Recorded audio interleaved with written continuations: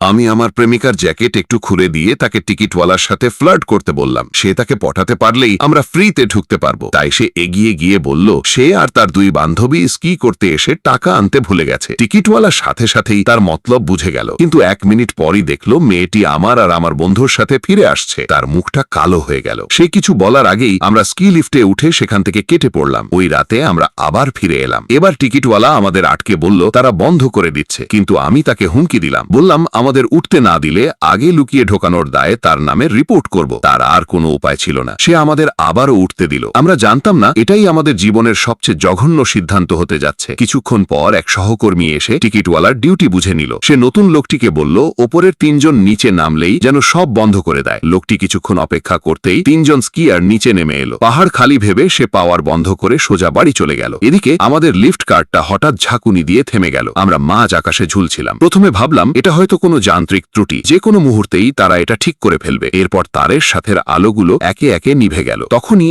আসল ধাক্কাটা খেলাম। আমার প্রেমিকার মনে পড়ল এই রিসর্ট শুধু ছুটির দিনেই খোলা থাকে। তারা আমাদের কথা ভুলে গেলে পুরো 1 সপ্তাহ আমাদের এখানেই আটকে থাকতে হবে। আমরা বাঁচানোর জন্য চিৎকার করতে লাগলাম। কেউ সাড়া দিল না। তুষারপাত শুরু হলো। এরপর তা আরো বেড়ে গেল। এক ভয়ঙ্কর তুষার ঝড় আমাদের ওপর আছড়ে পড়ল। আমরা একে অপরকে জড়িয়ে ধরলাম, কিন্তু শীতে থরথর করে কাঁপছিলাম। হঠাৎ আমাদের পেছনে একটা আলো দেখা গেল। কেউ একজন স্নো প্লো চালিয়ে পাহাড়ে টহল দিচ্ছিল। আমাদের মনে আশা জাগলো। আমরা গলা ফাটিয়ে চিৎকার করলাম, কিন্তু বাতাস আর তুষার আমাদের আওয়াজ গিলে খেল। চালক আমাদের খেয়ালই করল না। সে গাড়ি ঘুরিয়ে সোজা নিচে নেমে গেল। আমরা পুরোপুরি ভেঙে পড়লাম। তাপমাত্রা কমতেই থাকলো। লিফটের বারে বরফের ছুচালো স্তর জমতে শুরু করলো। আমার প্রেমিকার মুখে ফ্রস্ট বাইট ছড়িয়ে পড়তে লাগলো। শিগগিরই এগুলো দগদগে ঘায়ে পরিণত হবে। আর সময় নষ্ট করা যাবে না। আমি সেফটি বার ঠেলে খুলে নিচে লাফ দিয়ে সাহায্য খোঁজার সিদ্ধান্ত নিলাম। মাটি অনেকটা নিচে ছিল। আমি ভয়কে জয় করে হাত ছেড়ে দিলাম, কিন্তু উচ্চতার হিসাবটা আমার ভুল ছিল। পড়ার আঘাতেই আমার 2 পা ভেঙে চুরমার হয়ে গেল। সে এক অসহ্য যন্ত্রণা। এরপর পরিস্থিতি আরো ভয়াবহ হয়ে উঠল। মাথা তুলে দেখি ঠিক আমার সামনেই একটা নেকড়ে দাঁড়িয়ে আছে।